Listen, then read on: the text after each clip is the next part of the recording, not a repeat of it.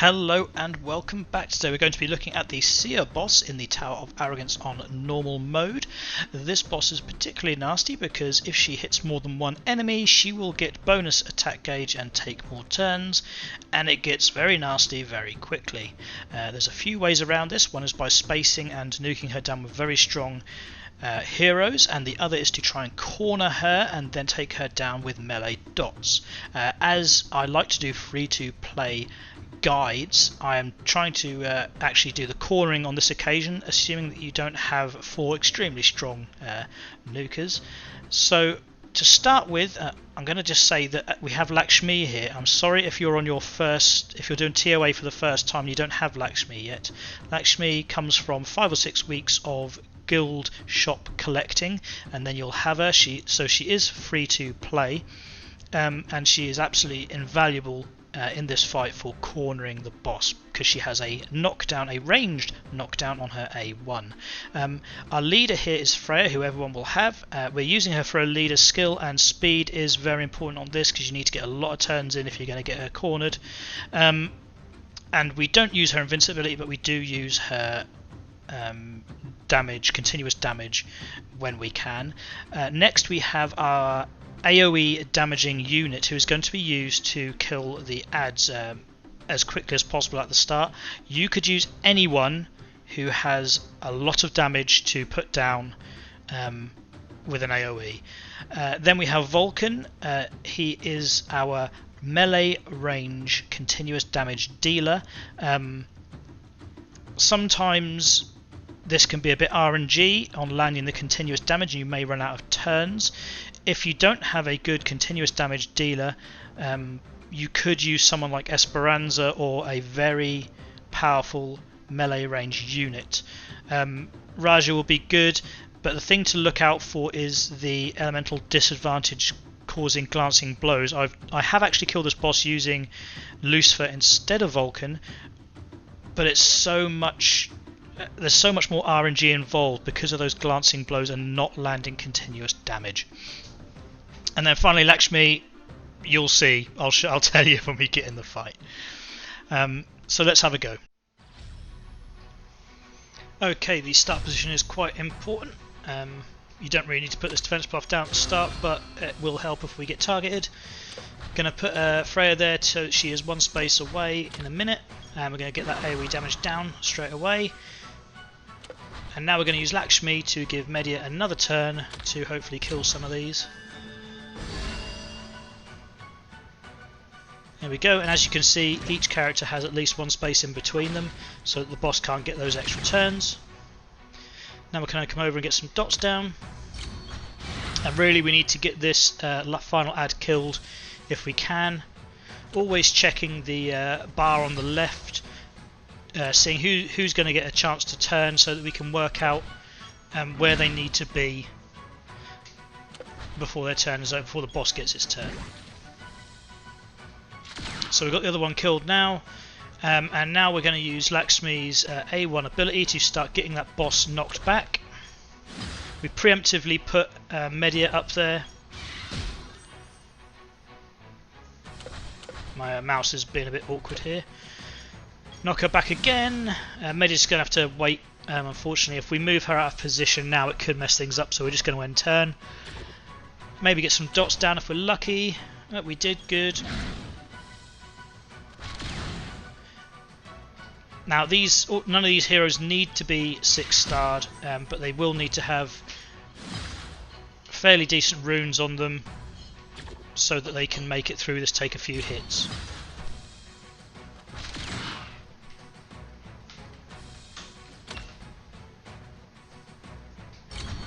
Making sure we maintain that one space gap in between each of them, and always checking the turn bar on the left and making decisions based on that. This will be different for you, no doubt. Okay, so now we've pretty much got her cornered. All we need to do is close the door on this. I'm just looking at all our options. Can I get some damage down? I've got enough turns to afford some extra damage here. I can probably give Vulcan another turn. He can maybe get another dot down. Some crazy camera going on. And there we go, she is trapped. Now all we have to do is from now on make sure that by the time the boss gets her turn, she is cornered again like this. Mistakes can happen, but just keep an eye on your bar, see who's going to get their turns, and make informed decisions based on that. You can step back if you know you're going to get back and take another turn. Like right now, the boss isn't going to take another turn. Everyone's going to get 2 goes before she has a chance to have a go. So let's just get as much damage down as we can. As you can see, the turn gauge is already getting down to 18. So this does happen always. It can be close. If you don't get enough dots down, unfortunately, sometimes it will just time out. She needs to now come back in. She could give some more dots to another chance to put dots on from Vulcan, and we did, which is really nice. Close the gate again, and we're safe for the boss to not take a turn. And everyone out again and do damage. And as you can see, the boss is dead. There's enough dots on there for the boss to die next time it takes a turn. So do whatever you want now and wait. There we go. Much easier than a lot of my attempts, I must say. Okay then, let's look at our heroes. We will start with good old Freya. Yours will not need to be 6-starred, however it needs to be awakened and it will need to have a reasonable set of runes on it. I shouldn't say it really. To start off with, have accuracy. Anyone who's laying dots should have accuracy, and speed to take those extra turns and to get more turns in between cooldowns so that her cooldowns are ready to use again. And then we have some tankiness on her rune 2. That could be HP, whatever you've got. The stun set isn't particularly important for this fight. In fact, it's not at all important for this fight, so don't worry about that. If you've still got her in maybe vamp runes or attack runes from starting the game, that would be fine. Now we have Vulcan. If you watch my channel, you will know that I highly recommend Vulcan as your Nat 4 selector pull. He can solo Alagus floor 10 and is useful throughout ToA and ToA hard as well as other content. He's a really good, strong hero.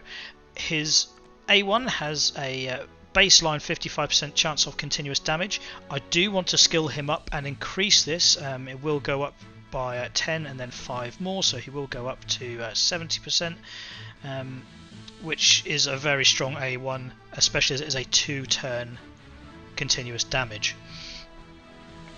We won't worry about his other moves in this fight because we're not going to use them. He has a provoke and he has like a pass-through effect, but we're not going to need them at all. He is just here to do that melee damage. His runes are, I've got him set up for solo farming, so he doesn't have the right runes. For this fight, you should put accuracy on here for sure. That will make this far more viable. We will fail less often if you have accuracy on here, but defense for the other two, because he is a defense scaling champion. That will do more damage the more defense he has. Then we have Lakshmi. We'll go for her next because I can see her. She is one of the best support, if not the best support characters in the game. As you can see here, I've got her on high speed and high resistance because I don't want her to get stopped. Her A1 skill has a knockback and it is a 2 range, so she can be 2 tiles away and knock them back, which is really valuable. Because it's on her A1, she's got it every turn if you need it, and it has a speed debuff as well, which may land, but we're not too worried. Her A2 has an AoE defense buff, which is really good, and it also removes debuffs on your team and will give them bonuses, continuous recovery if she does remove debuffs from the team.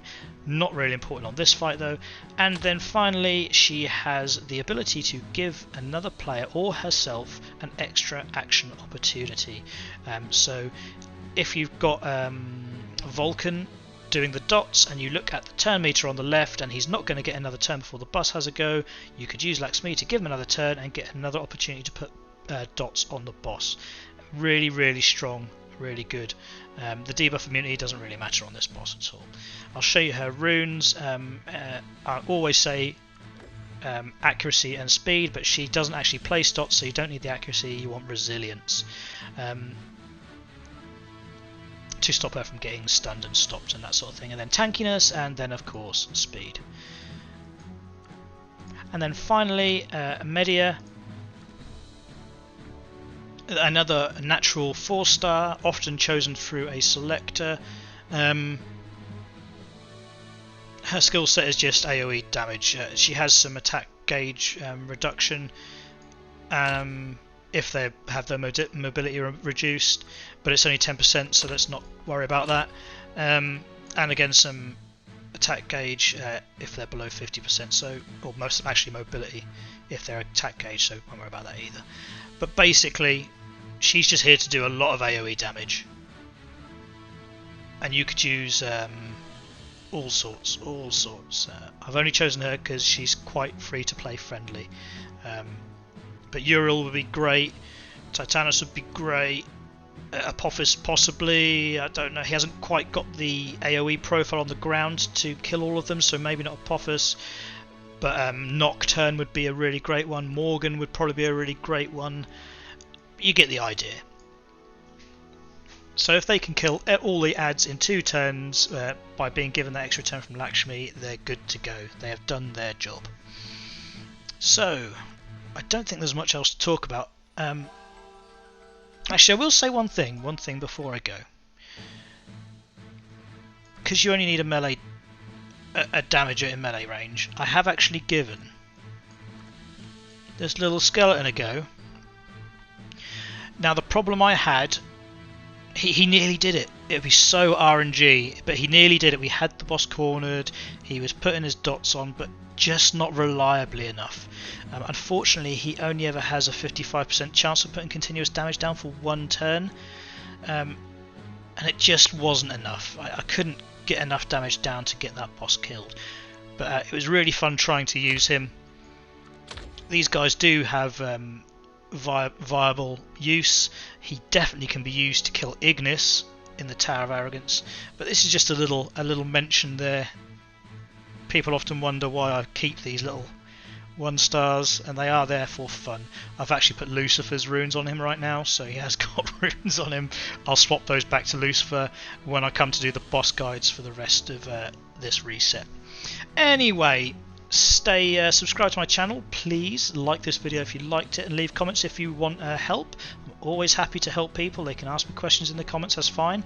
You can find me on the official Discord. I like to keep check on there about what's going on, and I do also look at the Facebook pages, and I look on Reddit as well. I like to keep an eye on the community, help people where I can, and offer feedback to the developers. The Discord's got a really good community manager called CW Ingwe, and they do take notes. They do send reports every week to the developers, letting them know what we think. So if you have feedback for this game, suggestions, ideas, bug fixes, anything like that, go on the Discord. It's in game. You can find it in game in the links section. Go there and you will find that. Anyway, I'll stop rambling and let you get on with it, and let you carry on with Tower of Arrogance. Check my channel for more guides. They will all be on there. If they're not on there yet, they will be. Don't worry, it's just I haven't got the time to put them up yet, but they're being worked on, trust me. Until next time, I'll see you in game.